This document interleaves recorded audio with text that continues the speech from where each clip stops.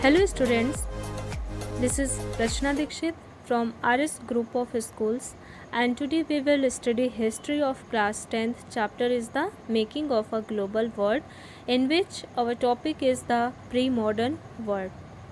Students, आज हम इस वीडियो में डिफरेंट कंट्रीज़ की कनेक्टिविटी की बात करते हैं और जानते हैं कि ग्लोबलाइजेशन क्या होता है।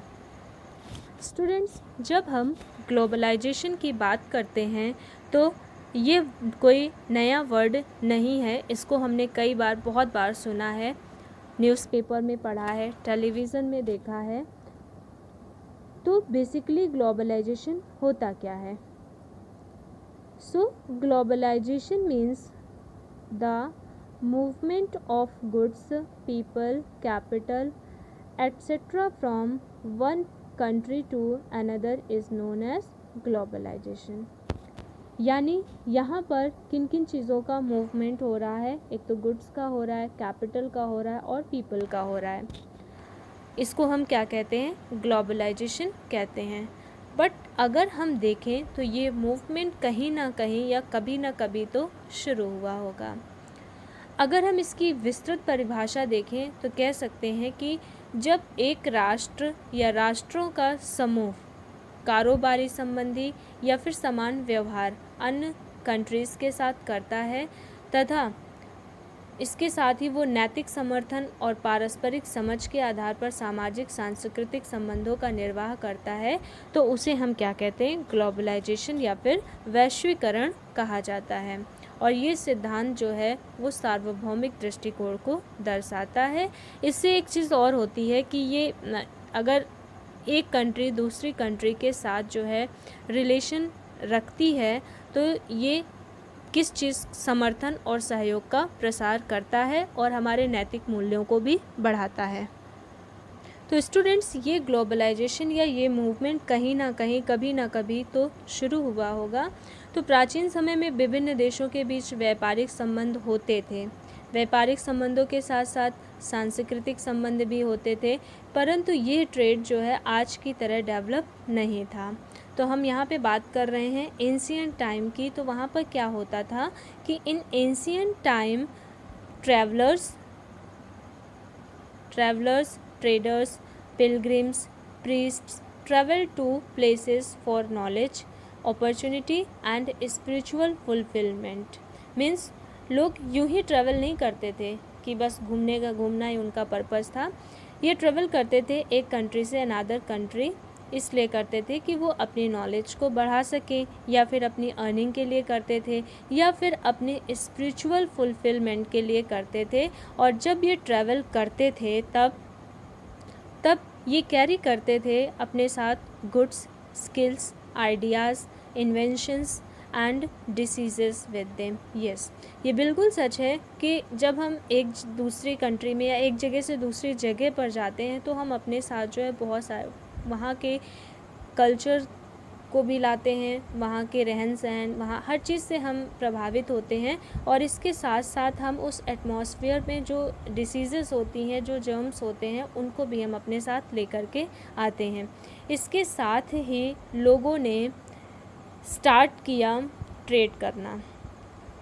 तो जैसे लोग एक कंट्री से दूसरी कंट्री में ट्रैवल करते थे तो उनको लगा कि हम एक कंट्री से दूसरी कंट्री में ट्रेड भी कर सकते हैं, अपने विचारों का आदान प्रदान कर सकते हैं, अपने सामान का भी आदान प्रदान कर सकते हैं और ज़रूरत पड़ने पर हम एक कंट्री दूसरी कंट्री की हेल्प भी कर सकता है। तो इसके लिए उन्होंने एक रास्ता बनाया जिसको हम किस नाम से जानते हैं? सिल्क रूट के नाम से जानते हैं। उस समय लोग ट्रेड करते थे, उनका जो मीडियम था वो सिल्क रूट था। तो जब एक कंट्री अनदर कंट्री से इसी सिल्क रूट के थ्रू जो है ट्रेड करती थी तो this silk route linked Asia with Europe. किन किन कंट्री को कनेक्ट करता था?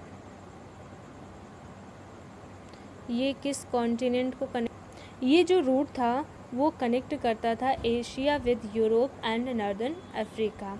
इस पिक्चर में भी हम देख सकते हैं कि एशिया से यूरोप और यूरोप से अफ्रीका तक ये रूट फैला हुआ था। इस रूट के थ्रू एक कंट्री दूसरी कंट्री से व्यापार करने लगी। This route was used for transfer of Chinese silk and pottery, Indian textiles and Indian spices from Asia to Europe, and also the trade of gold and silver from Europe to Asia. Students, ये कोई नया phenomena नहीं है, ये बहुत पुराने समय से चलता आ रहा है। जैसे कि 15th सेंचुरी में कोलंबस ने अमेरिका को डिस्कवर किया था और वास्को डिगामा ने इंडिया को डिस्कवर किया था, और ये सिल्क रूट क्रिश्चियन एरा से पहले का था, और अराउंड 15th सेंचुरी तक हमने इसका यूज़ किया। ये एशिया को यूरोप और नॉर्दर्न अफ्रीका से कनेक्ट करता था, जो सिल्क रूट था। अब सोचने वाली बात ये थी कि इसको सिल्क रूट ही नाम क्यों दिया गया, इसको सिल्क रूट ही क्यों बोला गया। तो स्टार्टिंग में ये रूट सिर्फ चाइनीज़ सिल्क ट्रेडिंग के लिए यूज़ किया जाता था। जब ये शुरुआत में थे तो सिर्फ इससे जो एक चीज़ ट्रेड होती थी वो क्या थी, सिल्क। लेकिन बाद में इंडियन स्पाइसेस, गोल्ड, सिल्वर और भी कई चीज़ों के लिए इसका यूज़ होना शुरू हो गया। इस रूट में सिर्फ गुड्स को ही ट्रेड नहीं किया जाता था, बल्कि बहुत सारे आइडियाज़, कल्चर, ट्रेडिशन, फूड्स और भी बहुत सी चीज़ों का ट्रेड होता था। Now we will talk about food travels. एक न्यू क्रॉप इंट्रोड्यूस्ड हुई। इसमें देखते हैं कि traders and travellers introduced new crops to the land they visited. Foods like potatoes, soya, ground nuts, maize, tomatoes, chilies, sweet potatoes were introduced in Europe and Asia after America was discovered by Columbus.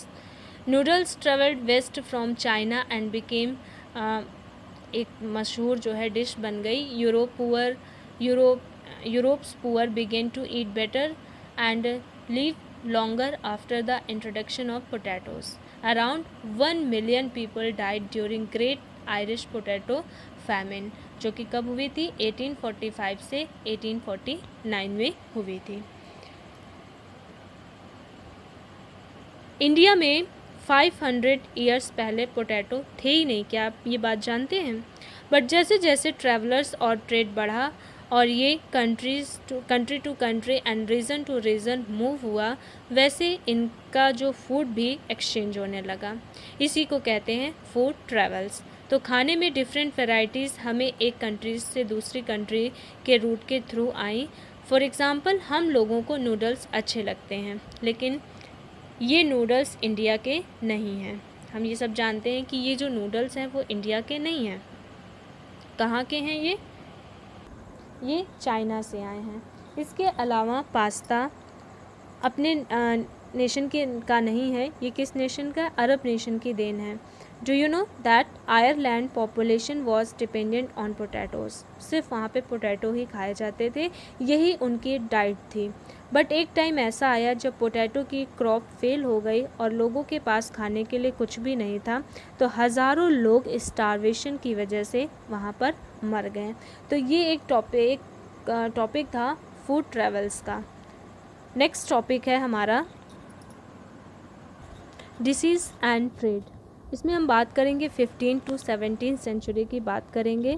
From 15 to 17 century Europeans explored the world through ocean searching for trade partner.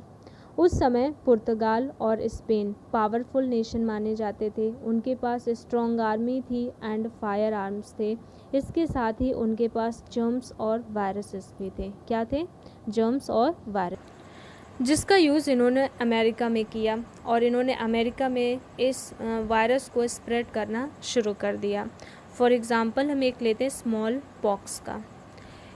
यह वह virus था जो एक बार spread हो जाए तो वह guns और फायर आर्म से भी ज़्यादा पावरफुल माना जाता था। स्टूडेंट्स, जो हम सब जानते हैं कि जर्म्स और वायरस को तो एक बार को कभी भी कैप्चर नहीं किया जा सकता। एक अगर मतलब कोई आर्मी अगर किसी कंट्री पे अटैक करती है तो उसको भगाया जा सकता है, उससे लड़ा जा सकता है, लेकिन ये जो जर्म्स थे, जो वायरस थे, उनको किसी गन से लड़ा नहीं जा सकता है और ना ही उनसे भागा जा सकता है।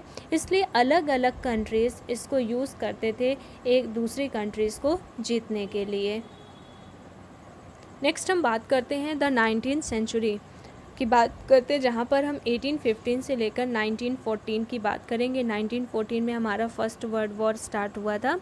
तो यहाँ पर 3 फ्लोज के बारे में बात करेंगे। फर्स्ट है हमारा गुड्स, लेबर एंड इन्वेस्टमेंट की बात करेंगे। स्टूडेंट्स, 19th सेंचुरी में बहुत सारे चेंजेस आए।